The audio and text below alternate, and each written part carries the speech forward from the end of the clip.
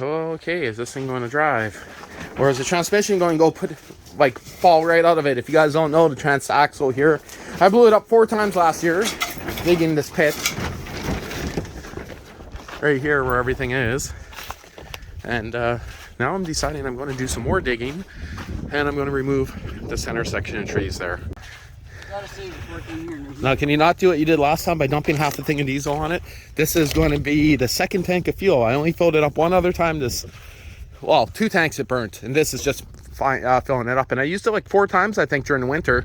5 times maybe to do the whole yard. You're kind of leaking a little bit there, Logan. Okay. Make sure she's in neutral. I got to remember how to even work this thing. Is that sad?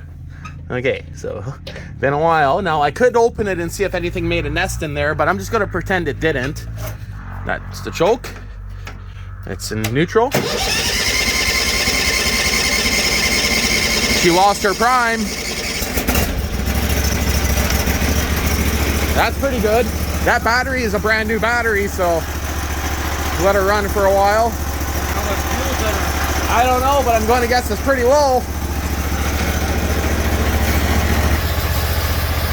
The idea is not to rip the side of the tent shed, even though they're probably coming down next month. Yeah. Oh man, there's like no travel on the pedal here whatsoever.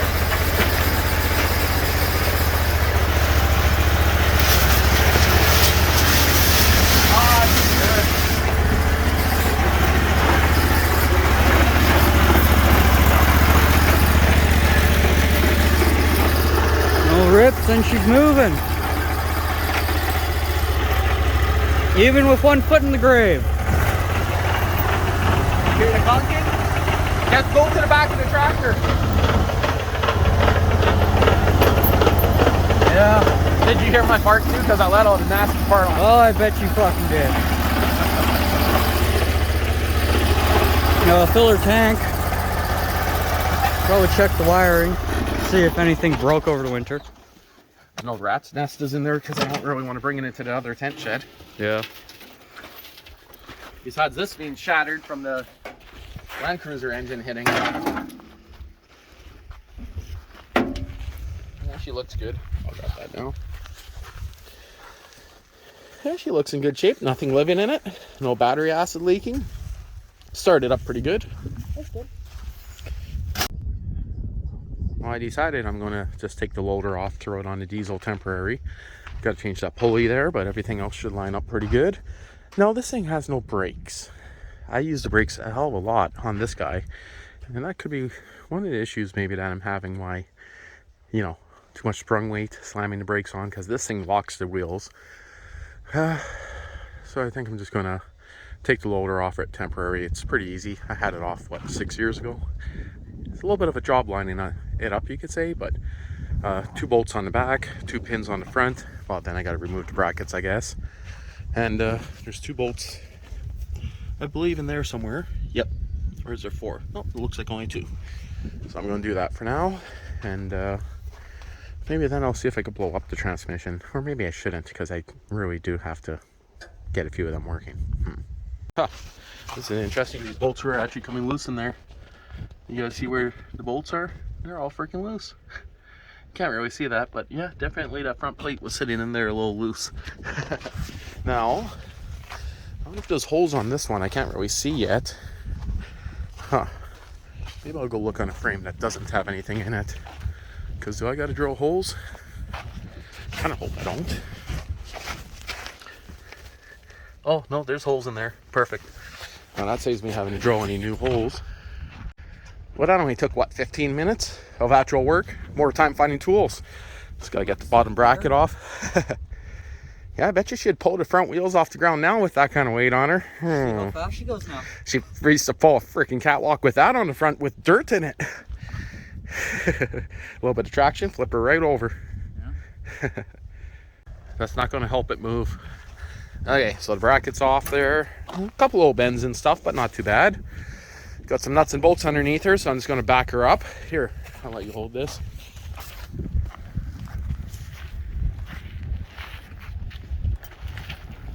Oh, it's gonna, imagine just stepping on it like this. I think with the weight on the back there, you'd go flying.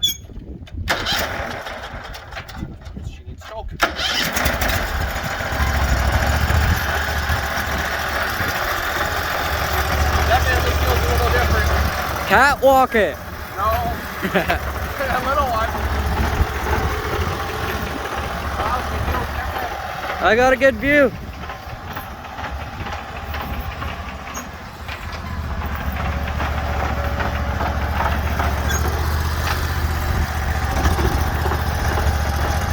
Definitely feels funny not having anything on the front of this one with the weight on the back here.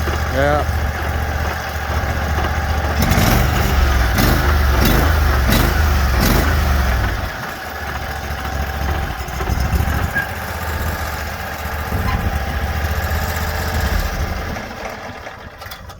That's where she shall sit. Well, she just drove in under her own power. Gotta modify the pedal a bit to fit because she hits the cylinder. Explains why the other one was bent so much. Now we should prop this up, so no big deal. I gotta do some welding on the pump bracket, modify that a bit. It's pretty shitty. Otherwise only one bolt will hold it in. There. Yeah, that's good enough.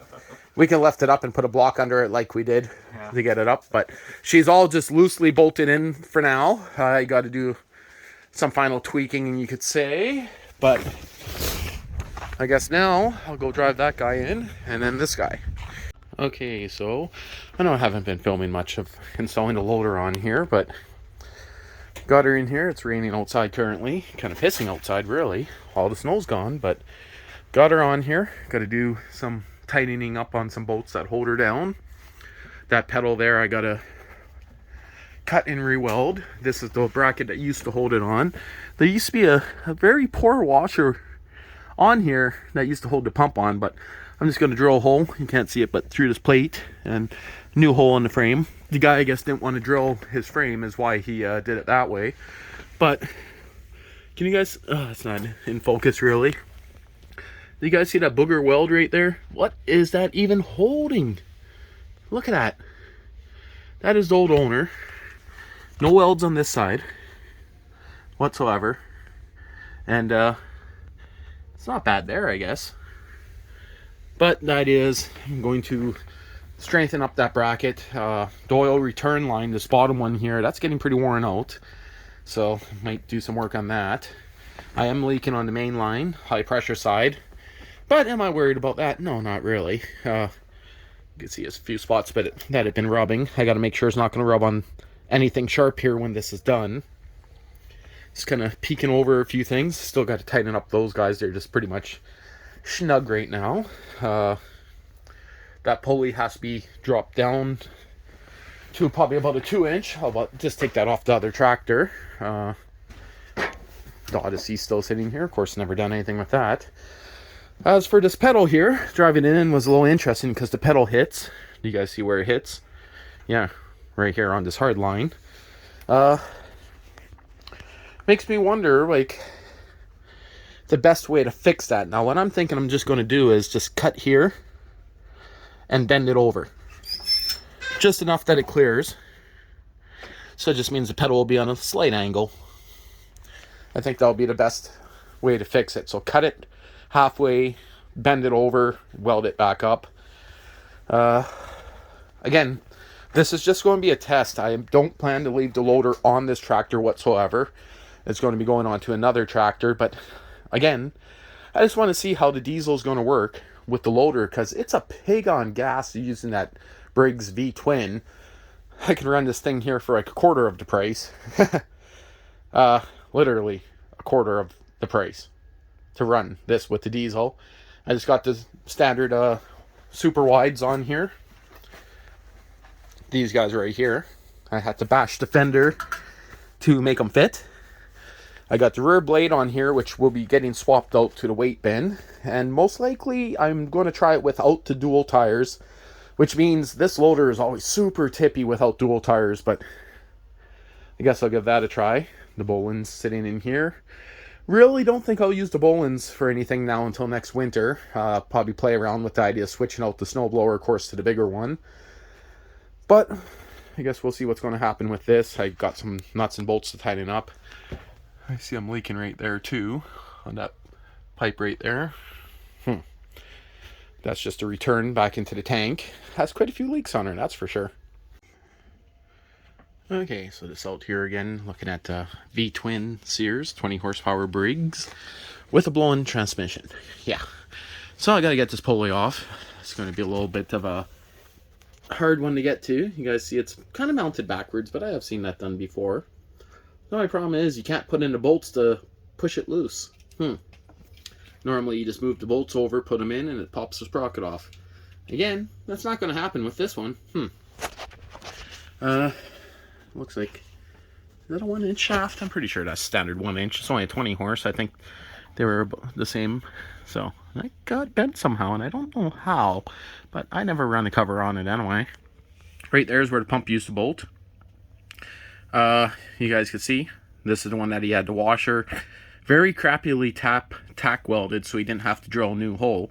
But I'm going to put that bolt back in, and I think I'll just drill a hole and put it on the bracket like that. I don't mind another hole on the other one. Yeah, some good brackets on here. Again, I didn't put this motor on here.